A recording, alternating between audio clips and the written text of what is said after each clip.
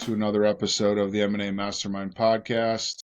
This is your go-to resource for the latest in industry trends and strategies to help you level up your M&A practice. I'm your host, Nick Olson, Managing Director of Cornerstone International Alliance. We are a consortium of lower middle market M&A firms, and I'm here and honored and have privileged to be able to talk to masterminds in the M&A space who are gracious enough to share their expertise with you as our audience. And so my guest today definitely fits that bill.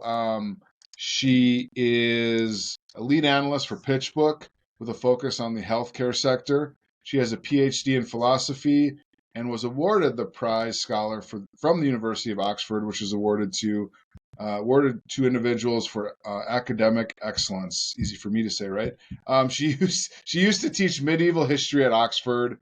Today we are taking a deep dive into the state of the healthcare market. Please welcome my guest today, Rebecca Springer. Rebecca, thank you for joining me today. I'm excited to dive into the healthcare sector. Thanks, Dick, for having me. You really dug pretty deep into my CV there. I have to do my due diligence, right? That's part of what we do anyway. And so obviously a very storied academic history, and so you were in philosophy for a while. And what got you into from going from philosophy to getting into the M&A world and doing industry analysis for PitchBook? So I suppose in 2018 I was teaching medieval history at Oxford, and had just finished up my doctorate there. Loved the space. Felt that the life of an academic maybe wasn't fitting some of the other goals I had in terms of work-life balance and getting paid, I suppose. So decided to make a pivot. I worked for a think tank that was kind of focused on the higher education space for a while, and was really looking for an opportunity to move into maybe a little bit faster moving industry and find something that could hold my interest to the same level that medieval history had. So it, through a sort of friend of a friend connection, ended up at PitchBook covering private equity. Really appreciated that the team there was willing to kind of take a chance on someone with an unusual background. Pretty soon after that, started building out our healthcare coverage. So now lead a team of healthcare analysts covering everything from biotech to medtech to digital. Yeah, one of the more unique industries right now, which we'll dive into. But tell us a little bit more about, appreciate the context from where you came and where you are right now. And I definitely will say you found a fast moving industry, that's for sure. What's the scope of what your team does as far as, industry research goes, and how you're helping investment bankers, M&A advisors, learn more about the industry? Sure. So folks know PitchBook as a data platform, and that's sort of the core of what we do. On top of that, we layer an institutional research group, and that's where my team sits. We really work with our clients in three ways. First, we write reports into the state of deal activity, industry drivers across healthcare. So we have quarterly healthcare services, healthcare IT, digital health, medtech reports, and biopharma is coming soon. Those are, pretty widely read throughout the industry. And the M&A advisor side, the healthcare services private equity report is probably the most relevant there. We also work with clients on a sort of one-off basis. We do analyst access. So we'll get on the phone with clients, whether that's, hey, let's do a group presentation on what's hot in healthcare IT right now, or, we're working on a deal and we need a deep dive into, I don't know, Medicaid pediatric dentistry. We get to work with clients on a range of different asks, and that's always pretty rewarding. The final thing that we do is we actually add a curation layer into our data that clients can access through the platform. So, for instance, for healthcare services right now, we have about 5,000 companies that have been segmented by my team into 31 categories, 27 subcategories within that vertical. Everything that's done a private equity transaction since 2017 in the US or Canada in healthcare services is there. So clients can, use that data within the platform to go very granular on a particular area. You want endodontics and periodontics deals over the last couple of years, who have been the investors, who have been the service providers in those. You can get to that pretty easily. So we try to make things as easy as possible for clients to get where they need to go. Mm-hmm. So you kind of mentioned the custom segmented healthcare data, at a high level. Anything to add to that? One, and then two, how are you seeing your clients, other M&A advisors, utilize this data and this information? Sure. I mean, with that custom segmented data, PitchBook has really become the one data provider that you could go to for sort of definitive healthcare services deal transactions, and that data is what underlies our healthcare service report. So you can use it to look at historical deal trends in the space. Folks use it for deal sourcing, looking at what platforms are active, when they were created, when they might transact again. Business development, who are the lenders who are active in a particular vertical, for instance, and how should I reach out to them? So there are a lot of use cases for it. But again, really sort of one place that you can go to get a view on really anything that's going on in healthcare services, private equity. Yeah, very valuable resource. And we use that tool here at Cornerstone International Alliance. A lot of our members use your platform as well. And we have a couple of healthcare specialists in our group, and I know they utilize your platform and find that very valuable to be able to have that go-to resource, within their industry, and get some information, deep dive, and better advise their clients on what they're seeing out there as far as comps go and multiples and all that sort of fun stuff, and getting realistic expectations as to what their company might be able to go for. And so I think it's a really fantastic tool. Now you're focused on healthcare.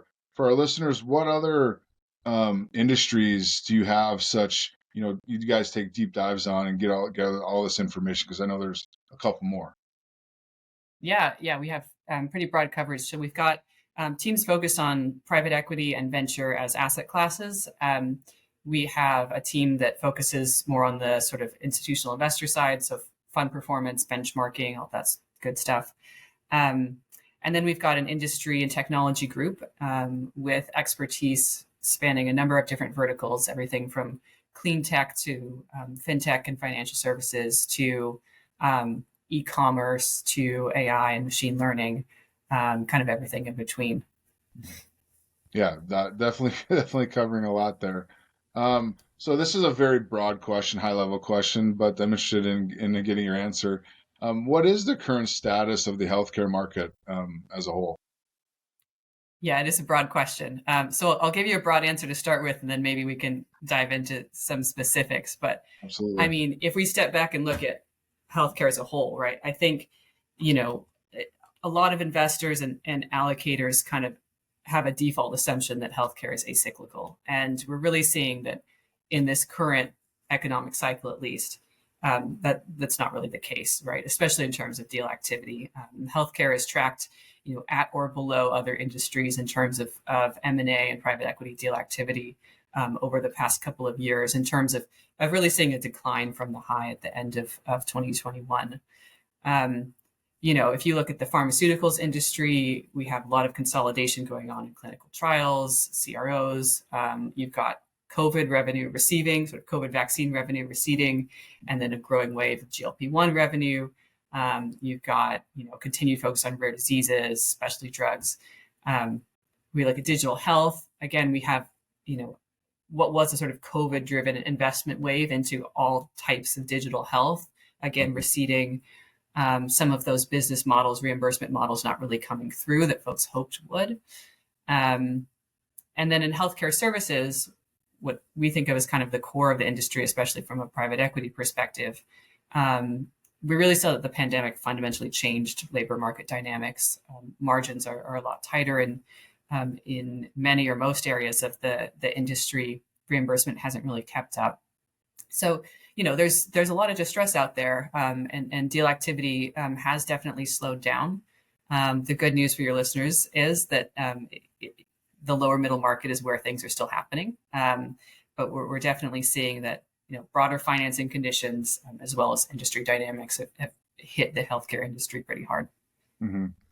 And pre my current role with Cornerstone International Alliance, I was in the healthcare space, did 12 years of business development and marketing and sales for a hospital system here in Wisconsin. And so I got to learn a lot about the industry. So I find it very fascinating to see, because I transitioned right before the pandemic, and from afar, I saw like all my former colleagues working in healthcare through the pandemic, and what challenges they had as healthcare workers to had to go through. And I think just within the last handful of months that even the mask mandate is kind of been lifted for the most part, at least in our area, maybe all over the place. That their working conditions are now a little different than what they had to go through in the pandemic. And so how does all that? I know I'm kind of jumping ahead here, but how did that pandemic affect just the industry in general? Because like most industries, most businesses, like there can be positive effects, like you said, like the vaccine. There's a lot more that going on, but then has the labor force kind of dipped down just because the working conditions weren't great? Like how has that pandemic affected the healthcare industry, and how is it coming out of the back side of it, hopefully, and what's it going to look like in the future? Yeah, so focusing on healthcare services again, a lot of the healthcare labor force, especially at the lower wage, lower skilled end of the market, left healthcare for good, right? I mean, why go through that um, sort of physical and psychological stress of Mm-hmm. working in healthcare during that time when you could get the same wage at Starbucks down the street, right? And so there was a sort of fundamental labor dislocation. Some of that has come back, but with continued low immigration, I don't see us ever getting, at least not for the near future, getting back to the same labor pool that we were working with pre-pandemic in healthcare. That's had pretty far-reaching implications, right? I think on the health system side, a lot more focus on automation, on technology for efficiency. Obviously a wave of interest in AI has also, sort of sped that along. In the sort of ambulatory small practice side of things, it depends on which specialty you're looking at. Some of the procedural high margin specialties have been spared a little bit from some of these labor dynamics, though, dental hygienists are still really hard to come by, right? But in skilled care, behavioral health, it continues to be really hard to staff these businesses, and the enormous demand that we have for mental health services, especially coming out of the pandemic, is completely, is not being met by the supply side, and that's because of labor shortages. So, it's meant that operators have had to get really smart about how they attract, how they retain, how they upskill their workforces, how they tech enable them. And many operators that haven't been able to do that have consolidated or have unfortunately, reduced or shut down services because of the pressure there. Mm-hmm. That kind of leads into my next question, and let me know if the labor shortage affected this. But why are we seeing so many healthcare companies over leveraged right now? Yeah, so I think private equity backed companies being over leveraged in the current high interest rate environment is not isolated to healthcare, but we're certainly seeing a lot of it in healthcare. And part of this is a sort of result of the deal making environment that we saw in sort of the long 2021, right? Like late 2020 to early 2022. In medieval history, we say like the long 12th century. So I kind of, gravitate back toward that language. But Yeah. so effectively, you had deals happening at pretty crazy multiples, right? I mean, high 20s x, even up into 30x EBITDA for some behavioral health platforms, right? And a lot of leverage was used to sort of get to that price point. Probably some unrealistic growth expectations baked in there. Some investors coming in kind of hype around healthcare after the pandemic. Maybe they weren't healthcare specialists. They didn't fully appreciate, the importance of quality of earnings, the difference between revenue, especially earned revenue, and actual cash flow in healthcare, right? That's actually a big gap in this industry. And as a result, you've kind of had a mismatch between revenue expectations and what really happened. Um, you know, high interest rates don't help with that. Lower reimbursement than you might hope, higher staffing costs. It's just led to a lot of margin compression in the industry, and so we are seeing, in specifically in categories like acute care physician staffing, right? A lot of distress, some areas of behavioral health, and in other cases, just platforms growing a lot more slowly than they would have hoped. Slow down in add-on acquisition, slow down in M&A, moving toward very small, add-ons, or even de novo growth, just to make sure that they can cash flow things, not have to take on any additional debt. So there's sort of general deceleration of deal activity as a result of all this. Mm-hmm. Yeah, very interesting. So what are some unique pressures on the industry right now that may be affecting it? Yeah, so we've kind of touched on a couple of Them, different right? things, Mm-hmm. right? So the broader sort of financing landscape, right? I mean, you really can't get you can, but it's really difficult to get a large deal done right now. Mm-hmm. So broadly syndicated loan market is slowly opening back up, but it's still pretty sticky. You're seeing a lot of the larger firms that would be doing big deals kind of move down market, doing smaller deals. So just the general financing conditions that private equity and M&A are facing are difficult. Reimbursement trends, again, especially in areas like home health, has been really hit hard over the last couple of years. Medicare, home health, some areas of ABA, and a lot of the sort of procedural physician specialties seeing flat to declining reimbursement on top of those staffing challenges. So there's a lot of difficult situations out there. I think to not be completely doom and gloom for your listeners. The deals that we are seeing getting done are in the lower middle market. They are small platform creations, small platform deals, single state groups, right, taking their first institutional check. Mm-hmm. They are smaller add-ons, particularly those that can be cash flow that don't require additional debt. And then restructuring deals and groups that can provide structured capital, kind of flexible solutions to help with some of those impending maturities, inject a little bit more equity in. We're seeing a lot of those deals happen as well. Mm-hmm. I'm not sure how much you get into other industries too, but I feel like I've heard similar response to other industries that, the bigger deals, aren't necessarily happening, but lower middle market, that's where you're seeing a lot of activity. Yeah. And, I think there's still less activity in the lower middle market than there was a couple of years ago as well. I mean, we've definitely slowed down. But if you look at the deal numbers that we have recorded for healthcare relative to 2017, 2018, we're actually right about it at sort of the average during that time period. So we're not talking about historically low deal activity in terms of overall count. It's just that the focus of that activity has shifted away from larger deals, again, toward these smaller deals and recapitalizations and that sort of thing. Mm-hmm. Yeah. So yeah, we're kind of like, this is what's affecting healthcare, but on the opposite side, what are some hot segments in healthcare right now that we should be paying attention to?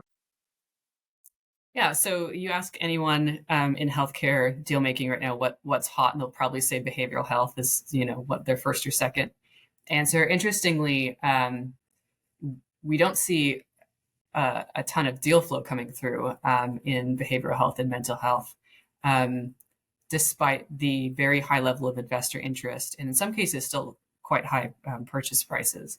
And I think that's because of a lack of available targets in many cases, right? And so a lot of groups are focusing on de novo. But tragically, the uptick in substance use disorder, in mental health issues, during the pandemic and after has led to increased demand, as well as sort of growing societal, acceptance of behavioral health care. So that area continues to be hot if you can find an asset at the right purchase price. Couple of other areas that we're tracking.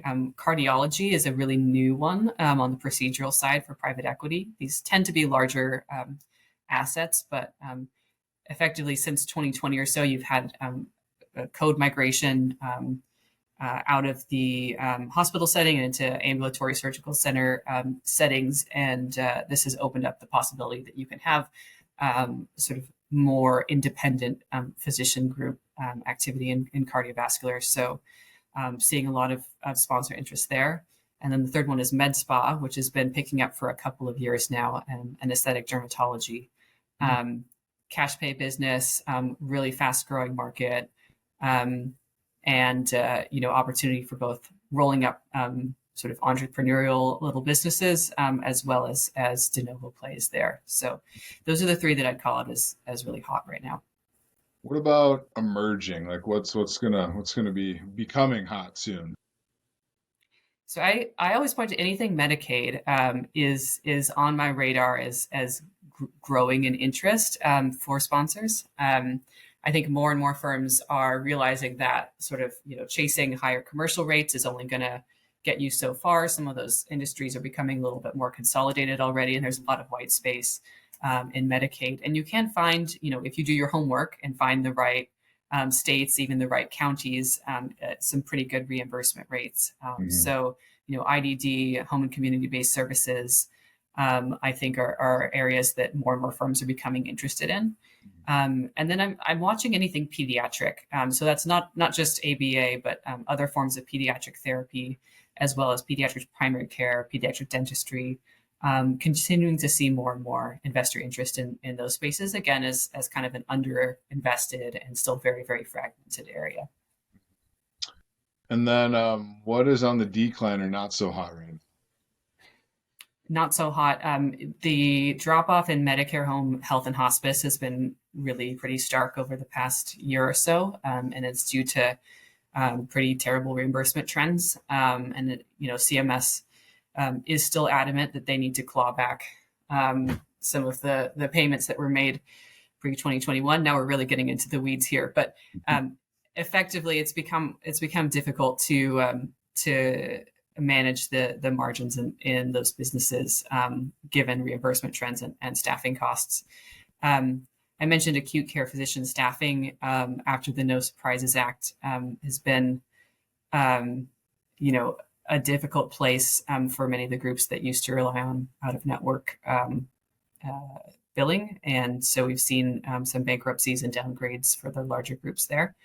And then the third one that I'd call out is Medicare Advantage primary care, I think, is on the downward trajectory, again, due to some sort of policy moves by CMS and just having a lot of groups having overpaid in 2021 with excitement around value-based care. They're starting to kind of take a hard look at some of these business models and seeing that the expectations maybe don't quite match up with the reality there. So not to say that, there's no opportunity in these spaces, but I think we're seeing investors pull back and kind of look for other opportunities in many cases. Yeah. I'll get that in a second. But then another one that is unique coming out of COVID are weight loss drugs. I feel like you hear a lot about these injections, these things that, can help you lose weight. We were at home. There was a uptick in the amount of gym equipment you spend for your house. That you can what's the deal with weight loss drugs? Since COVID, how's that changed? Yeah, I mean, this is really kind of not even since COVID, but just over the past year or two, become a sort of popular phenomenon, right? So Ozempic, Wegovy, Mounjaro, and a couple of the other ones that are out there. It's not something that a lot of people are thinking about in relation to healthcare services and kind of your traditional healthcare M&A, right? Which is one of the reasons I like to flag it to people. If you look at some of the early clinical data that's coming out from these drugs. Not only do they obviously treat diabetes, which is the sort of the first indication labeled for, but cardiovascular events, heart attack and stroke, reduced by 20% for patients with a higher BMI. Early indications that they may be useful in treating chronic kidney disease, which is a large spend area in healthcare. So even if you take those three, diabetes, cardiovascular disease, and kidney disease, those are the I'm going to get this wrong, number 1, number 3, and number 8 leading causes of death in the US. And if you can get significant clinical savings there with with one drug, that's pretty remarkable. And so, obviously this is all dependent on payer coverage. This is dependent on the price coming down. But I think if you look at the promise that's in the drug pipeline and the pressure that employers are under to cover these things, you have to at least consider that it might be a possibility that we could see a real shift in procedural volumes in some of these high margin specialties like cardiovascular, obviously bariatric, dialysis for sure, maybe even orthopedics, maybe even ENT, right, with the sleep apnea being tied to obesity. So I think it's something that deal makers who are in the healthcare space need to be paying attention to. There are a ton of unknowns still, but it's definitely a major potential disruptor that the industry is kind of waking up to and grappling right now. So are you equating that to potential more opportunities in the near future? Just obviously can't guarantee that, but is that what you're getting at? Actually, the opposite. I'm getting it that some of these investment areas that have been pretty hot in healthcare services may see procedural volumes decline. And may not have the revenue that they expected if we have dramatic reduction in some of these chronic conditions. There will be opportunities in other areas too: digital health, e-prescriptions, chronic care management. There are certainly sort of disruptive opportunities out there. But if your business model is doing as many dialysis procedures as possible, that is something that definitely could be impacted in the future by these, depending on how the coverage and uptake develops over time. Yeah, right. Some cause and effect kind of relationships there amongst. Yeah, totally get that. So what is your outlook over the next 12 to 18 months for the healthcare industry, at a high level? Where is there going to be, is it going to good, bad, stay the same? And what should we know about the industry that can help us as advisors in the future, year or two with this industry? Sure. So, it's proved to be a losing game to try to predict when deal making kind of bounces back. Well, like predictions though. Everything we do. So sometime in 2024, is that hedging too much? It depends, right? It depends on when we start to see the Fed cut rates finally, which depends on other things. It depends on kind of the geopolitical environment and the general feeling of stability.